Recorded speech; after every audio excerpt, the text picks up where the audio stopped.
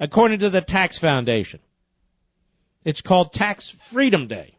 It means Americans will have to work 111 days since the beginning of the year to pay for government. So who's the subject? We're the subject. We're not the sovereign. According to the Tax Foundation, Americans will pay $3 trillion in federal taxes this year. Make that 2014, yeah. And $1.5 trillion in state taxes for a total of $4.5 trillion.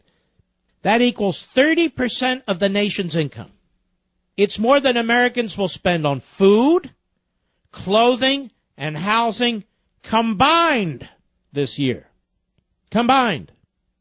In 1900, according to the Tax Foundation, Americans paid only 5.9% of their income in taxes.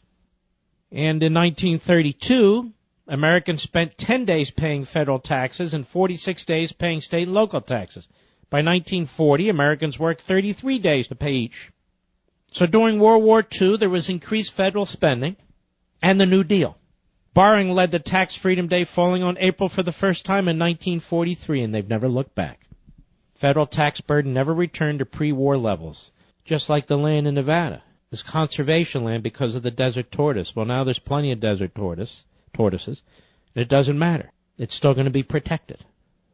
It's an enormous amount of money that we, the people, pay into the federal Leviathan and into these state governments. An enormous amount of money. Do we ever get a thank you card? No. And then, to rub our noses in it, the President of the United States says we don't pay enough. To rub our noses further in it, he says those of us who are successful aren't successful because of anything we do. We're successful because of the government.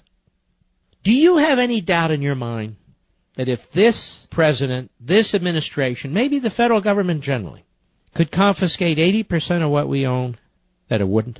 If it could, it would. And it still wouldn't have enough.